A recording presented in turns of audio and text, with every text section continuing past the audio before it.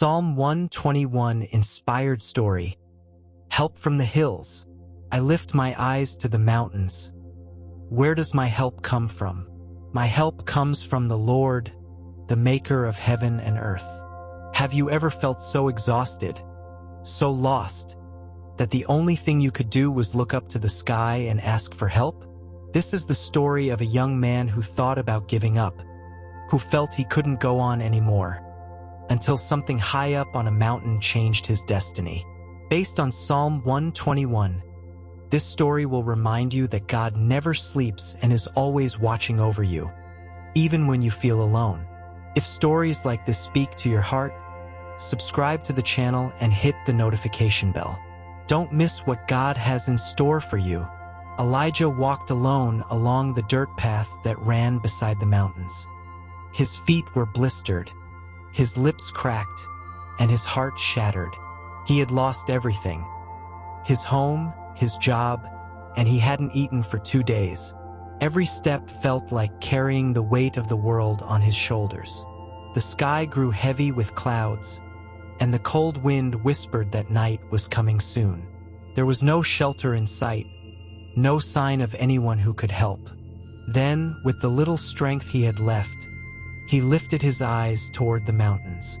He didn't see angels or miracles, but for the first time in days, he felt something inside, a quiet voice, like a whisper in his soul, saying, "My help comes from the Lord, the maker of heaven and earth." And though his legs trembled, his spirit began to rise. Elijah found a small rock by the side of the path and sat down. The cold was starting to seep into his bones, and hunger roared like a wild beast in his stomach. But despite everything, something had changed. That phrase, that voice inside him, wouldn't leave him alone. "He will not let your foot slip. He who watches over you will not slumber." He remembered how his mother used to recite this psalm whenever he was sick as a child. God doesn't sleep, son. He watches over you, even when you feel like you can't go on. As the sky darkened, Elijah tried to gather some twigs to start a fire, but his hands were trembling, barely able to move his fingers. Then he heard a crackling sound among the trees. He stood up, afraid. An animal? A thief? His heart pounded in his chest. But what emerged through the mist was no threat. It was an old man holding a lantern and draped in a blanket. The man looked at him with compassion and said, "Son, you shouldn't be out here alone. The weather changes fast in these mountains." Elijah didn't know what to say. His lips barely formed words. "Come with me," the old man continued. "I have a cabin nearby. There's bread, hot soup, and a roof over your head." The young man hesitated for a moment, but something in the old man's eyes told him he could trust him. Maybe, just maybe, the help he had asked for from above was now coming in human form. The old man's cabin was hidden among the trees, built from weathered but sturdy wood. Elijah could hardly believe someone lived so far away from everything. Inside, the smell of freshly baked bread and steaming soup wrapped around him like an invisible hug. The old man, whose name was Samuel, handed him a dry blanket, served a generous plate of food, and sat quietly across from him, letting Elijah eat without pressure. "Where were you headed?" Samuel asked after a long silence. Elijah lowered his gaze. His voice was barely a whisper. "I don't know. I was running from everything." Samuel nodded, his face free of judgment. "I ran once too. I climbed these mountains hoping to disappear. But it was here I discovered something. God won't let your feet slip when you trust Him, even when the path seems to break beneath you." The young man looked at him, tears welling in his eyes. "How do you know?" Samuel smiled gently. "Because I came here with nothing, just like you. And when I had no strength or hope left, I read that psalm. The Lord will keep you from all harm. He will watch over your life. The Lord will watch over your coming and going both now and forevermore. Since then, I've never been alone. The storm began pounding hard on the cabin's roof. But inside that little cabin, Elijah felt something he hadn't felt in weeks. Peace. The storm roared like a wild beast outside, but inside the cabin, all that could be heard was the crackling of the fire and the soft breath of hope being born again. That night, Elijah slept deeply, deeper than he had in a long time. He didn't dream of ruins or losses. Instead, he dreamed of sunlit mountains, open skies, and a voice that said, "The sun will not harm you by day, nor the moon by night." When he woke, he saw the old man sitting quietly by the window, eyes closed in prayer. The open Bible rested on his knees. Elijah rose slowly, still feeling the warmth of the blankets, and sat down beside him. "Do you always pray in the morning?" he asked. "Always," Samuel replied softly. "I thank God because He never sleeps, and He watches over me even when I don't realize it." After breakfast, they went out for a walk along the trail. The clouds had vanished, and the air smelled of fresh earth. Samuel walked slowly but with purpose. "Many come here seeking to get lost," he said. "But when they lift their eyes, they don't find loss, they find purpose." Elijah was silent. His heart was beginning to understand that maybe God hadn't abandoned him, but had been guiding him here all along.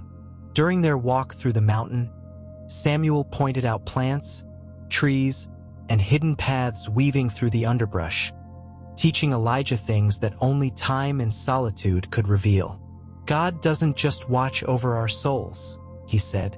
"He also cares for our steps, even when we don't understand where He's leading us."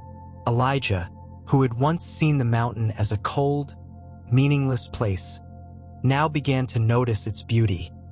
The whisper of the wind through the leaves, the songs of birds, and the crunch of his own footsteps on the earth. Then Samuel suddenly stopped. He pointed to a tall rock at the edge of a cliff. "Climb up there. Look out over the valley." Elijah hesitated for a moment but obeyed. He climbed the rock, and when he reached the top, he was speechless. The entire valley stretched out before him, cloaked in a blanket of mist rising with the morning sun.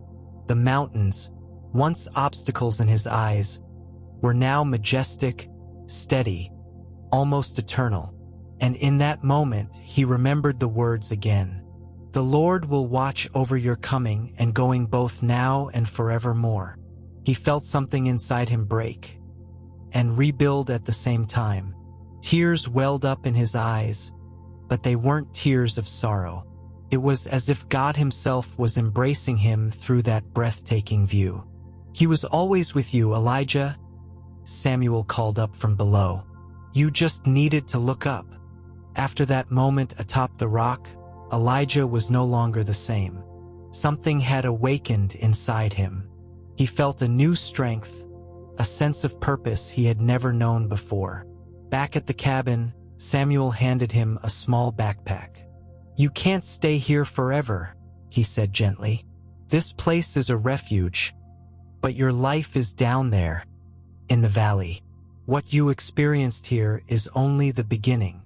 Elijah looked at him, a lump in his throat. "What if I get lost again?" Samuel placed his hand on the young man's shoulder and answered firmly, "Then remember this. I lift up my eyes to the mountains. Where does my help come from? My help comes from the Lord, the maker of heaven and earth. He will watch over your steps, Elijah, even in the city, even in pain, even in the noise. He is your shadow at your right hand." Elijah embraced the old man. No more words were needed. The sky, the mountains, and his own heart now spoke clearly to him. He was not alone. He never had been. As he left the cabin behind, the sun began to warm his face. Every step down wasn't a goodbye. It was a mission. The descent was different this time. Though the same path that once felt cold and lonely stretched out before him, Elijah now walked with steady steps. Every tree, every stone, every whisper of the wind reminded him he was not abandoned, but held by an invisible hand. As he neared the city, he noticed faces filled with the same anguish he had felt weeks before. A young man without direction, a mother with tired eyes, an old man begging for help. But now Elijah didn't just see them. He understood them. He entered a shelter where food and refuge were offered to those in need. There, he introduced himself as a volunteer. "Do you have experience?" they asked. "I have something better," he replied. "I know what it's like to be lost, and I know what it's like to find help when you thought no one would come." That day, he began with small tasks: washing dishes, sweeping the yard, serving lunch. But with every act, he shared his story. And when someone asked how he had made it through, his answer was simple: "I lifted my eyes to the mountains, and the Lord answered me." Elijah had become what he once needed: a reflection of God's love. Time passed. Elijah was no longer the desperate young man who had fled to the mountains. Now he was a mentor, a brother, and a friend to many. People often came to him to hear his story, and he always began with the same words: "Everything changed the moment I stopped looking down and lifted my eyes." One day, at a small prayer gathering, he shared that entire psalm aloud. His voice was steady, and his eyes never wavered. "The Lord will keep you from all harm. He will watch over your soul. The Lord will watch over your coming and going, both now and forevermore." Among the group, a lonely young man listened closely. Elijah recognized that look. It was the same one he had worn on that stormy night. And so the story began again. But this time, Elijah was the one helping someone else lift their eyes. Because when God watches over your steps, He doesn't do it just for you. He does it so you can become a guide, a beacon, a shadow that walks alongside others.